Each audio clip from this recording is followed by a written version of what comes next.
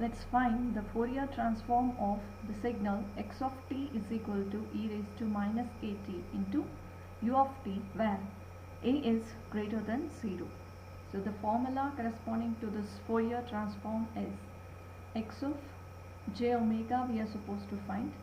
So x of j omega is equal to the formula we have, the analysis formula, integration from minus infinity to plus infinity, integration from minus infinity to plus infinity, that is x of t e raised to minus j omega t dt.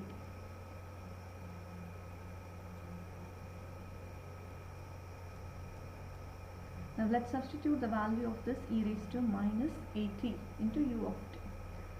So we know e raised to minus at into u of t. U of t is a unit step signal, so which runs from 0 to infinity. Means our e raised to minus at signal, e raised to minus at signal is a decaying exponential which will be in this fashion. So even though it is running from minus infinity to plus infinity, our this x of t, as it gets multiplied with this u of t, it will be from 0 to infinity. So the signal would be in this fashion. It is a decaying exponential which takes its value as 0 at t is equal to infinity. No need to draw, so just to substitute. Now the value of x of t we substitute, and as we are known with that the signal is multiplied with u of t, our integration changes from 0 to infinity rather than from minus infinity to plus infinity. Our x of t is e raised to minus at, e raised to minus at, and this e raised to minus j omega t as it is gt. In the next step, we'll combine these two. So this is equal to the integration from 0 to infinity, and after combining we can write this term as e raised to, let's take this minus outside as it is there. So at is also there. Let's write it as a plus e raised to minus of a plus omega t, j omega t it has to be. So this becomes e raised to minus a plus j omega t into dt. Now integration of e raised to minus some value, or e raised to at is e raised to a itself. So e raised to, the integration of this one is e raised to minus of a plus j omega into t divided by minus of, in the bracket, a plus j omega will be as it is, a plus j omega, and integration runs from 0 to infinity.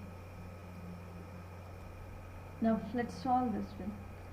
Now this below term will be with the minus, it is as it is, minus of a plus j omega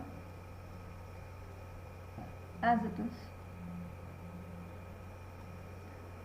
but this one gets multiplied. This t is infinity now, so however whatever it may be, we are getting t raised to e raised to minus infinity, because there is a minus sign. This multiplication as infinity means e raised to minus infinity, minus e raised to 0, and we know that e raised to minus infinity is equal to 0. So let's write this as, and this minus minus cancels, it is 1 divided by a plus, it is 1 divided by a plus j omega. So the value of x of j omega is equal to this much. The value of x of j omega is equal to 1 divided by a plus j omega. Now, as we know, in case of the Fourier representation, we need to have the magnitude and phasal plots of this. So let's go for drawing the magnitudal and phasal plots. So let's write the magnitudal graph. So for that, let's find the magnitude of x of j omega. The magnitude of x of j omega is equal to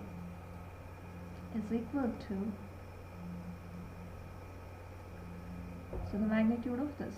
So magnitude of 1 will be as it is divided by, as it is the complex term, we need to expand it in the form of x plus jy. So let's write it as a square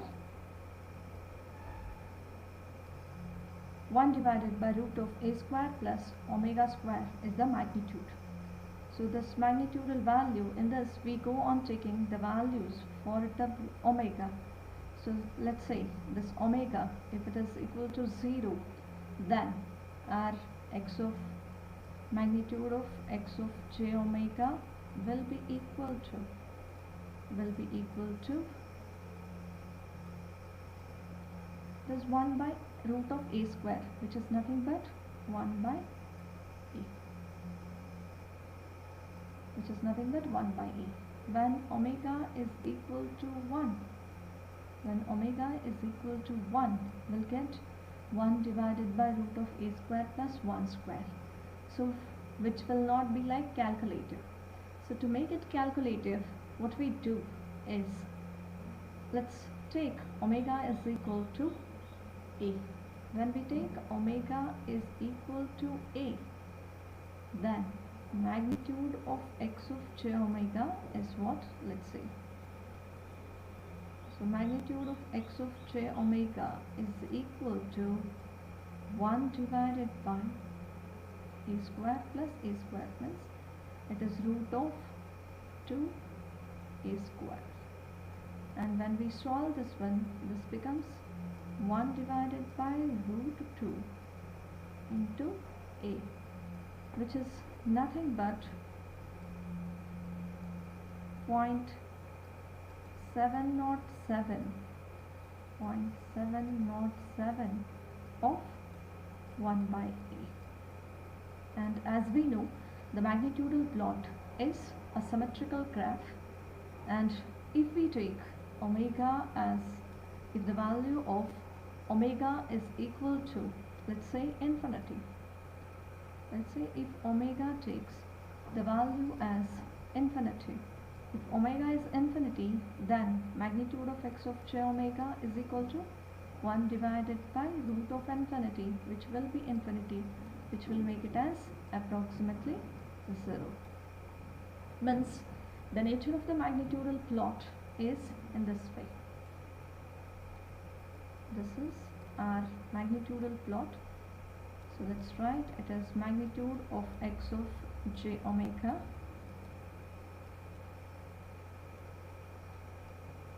and this is our omega axis. Omega is equal to 0, it's 1, 2 and so on here, and it is -1, -2 and so on the side. So for omega is equal to 0, its value is 1 by a. Let's say 1 by a is this much, as a is greater than 0 means. So let's take this one. Now if omega is equal to a, means somewhere, whatever may be a, it may be less than 1 or greater than 1. Let's consider omega is a. When omega is equal to a, that time we have its value as 70%, almost 0.707 means 70% of 1 by a, means 70% of this highest value, it would be in this way. Let's say this is a. So the nature of the graph is in this way.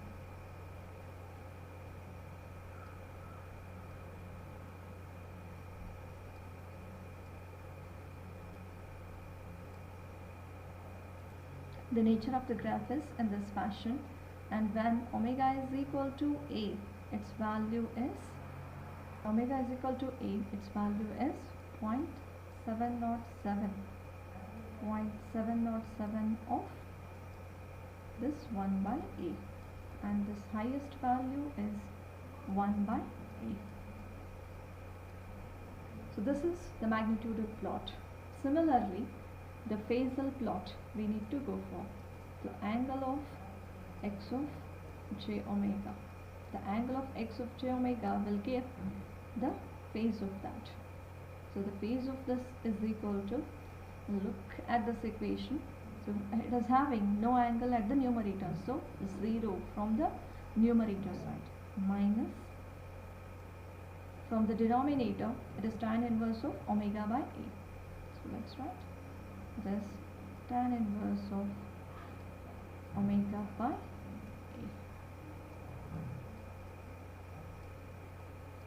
Now let's go for finding its angles.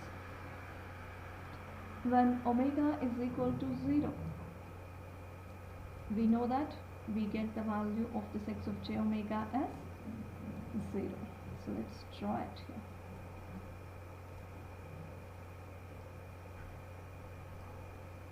X of j omega. Angle of x of j omega. It's our omega axis. When omega is equal to 0, this will contribute 0. So no angle at the 0th place. When omega is equal to, let's take omega is equal to A. When omega is equal to A, when omega is equal to A, what this angle will contribute as? The x of j omega is equal to what?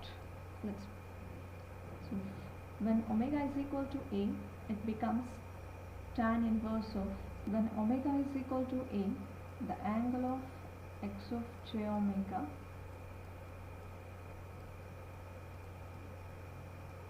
is equal to, that is, instead of just we can write minus of tan inverse of when omega is equal to A, that is positive. Tan inverse of, we get 1, and tan inverse of 1 is pi by 4. We know it is pi by 4. So let's write, but when omega is equal to A, the angle is minus of tan inverse of pi by 4. From this side we get minus. So it is minus of pi by 4. Similarly, when omega is equal to minus A, when omega is equal to minus A, when we take the different negative values of omega, so it would be minus of minus, which will make it as plus, we get a positive value pi by 4. Let's say this is pi by 4. So we get plus pi by 4. Then when omega is equal to infinity, that time will get minus of tan inverse of infinity. So minus of tan inverse of infinity will make it as pi by 2. So the angle, highest angle it can take is minus pi by 2. So it takes pi by 2 at omega is equal to infinity. And similarly, when omega is equal to minus infinity, we'll make it as, we'll take this as pi by 2, because tan inverse of minus of infinity, so tan inverse when omega is equal to minus infinity, then minus of tan inverse of minus infinity will make it as plus. So we get plus pi by 2. So the graph goes in this fashion. So this is our graph. So this is the Fourier transform of the given signal e raised to minus at into u of t. So we get this kind of graph as the phasal plot, and this one is the magnitudal plot. And let's see what is there in the given book. So we have the same problem solved, and minus of tan inverse of omega A is our angle, and we have this as the magnitudal plot and this as our phasal plot. So We can see the next problem. Let's see the next problem, that is x of t is equal to e raised to, the next problem is x of t is equal to e raised to minus a, the magnitude of t. So if the magnitude comes, then the solution is different. So let's see how does it is. So as we know, this is the formula, and we write it by substituting the value of x of t. I don't think up till any doubt is there here. Then now here it is not multiplied with u of t, and we have magnitude of t, and the magnitude of t's signal's nature is known to you, I hope. The magnitude signal is in this way. The magnitude signal is, this is e raised to, the given signal is e raised to minus of, the given signal is e raised to minus a, the magnitude of t. So let's write e raised to minus a, the magnitude of t. So we know the magnitude of t signal's nature, whatever it may, this a can be. It can be e raised to minus 2 the magnitude of t, or e raised to minus just magnitude of t. I mean a, the value of a becomes 1 at that time. So it can be anything. E raised to minus at. So the value of the signal for t greater than 0. This is the section where t is greater than 0, and this is the section where t is less than 0. When t is greater than 0, the signal is given by e raised to minus at. We know it is a decaying exponential. Similarly, when t is less than 0, it is a decaying signal. So as we know that e raised to magnitude of this t is always a symmetrical or even signal. So we should have this signal is given by e raised to at. That's just e raised to at. If we know this, then that integration from minus infinity to plus infinity, we have to split as whatever that value. So it becomes 0 to, it becomes from minus infinity to 0. It will be given by e raised to plus at, and whatever is the further thing, e raised to minus j omega, it would be then plus in that substitution. So this would be given by e raised to, now 0 to, in between 0 to infinity it is e raised to minus at. If we know, then we can solve this problem very easily. Let's see what is there here. So this, in this problem, e raised to minus a, magnitude of t, e raised to minus j omega t dt. Just from minus infinity to 0, the value of e raised to this minus a magnitude of t is e raised to at, as we know it. It is e raised to at. And from 0 to infinity it is e raised to minus 8. So here it is plus 80 and minus 80 here. And the same will be used in Z transform also. Better to remember this. And the next part is e raised to minus j omega t. It remains as it is. So we'll solve it just like our last problem, but we have two cases. Even it is existing from minus infinity to 0 also. So the value of this one is 1 by a minus j omega plus this one as earlier 1 by a plus j omega. And when we solve this one, the LCM of this one would be a square plus omega square. It is just a minus b, a plus b form. So it is multiplied, and when we multiply these two also and add up, we'll get 2a. And when we find this, similarly we go for finding the magnitudal and phasal plots. The magnitude of this one is 2a, a square plus omega square. When omega is equal to 0, its value has to be 2 by a. So that's it. When omega is equal to, we'll put a here, when omega is equal to a, so this would be 2a square. In that case it would be 1 by a square, 1 by a it would be. So this is the magnitudal plot, and as we know, as omega increases, the denominator is increasing, our magnitudal plot goes on decreasing. Then for this, even one can go for drawing the phasal plot, but the phasal plot of this one, it is 1 divided by a minus j omega, which will make this one as, when we go for drawing the phasal plot of this one, this will contribute, it is minus of tan inverse of minus omega by a, which will make it as plus tan inverse of omega by a, and for this, as we know, it is minus of tan inverse of omega by a, which will cancel each other, so there is no phasal plot existing for this problem. Next very important problem is the Fourier transform of the del of t signal. Del of t is the impulse signal, so unit impulse signals Fourier representation, Fourier transform. So as this unit impulse is a non-periodic signal, we need to know how is its Fourier transform representation.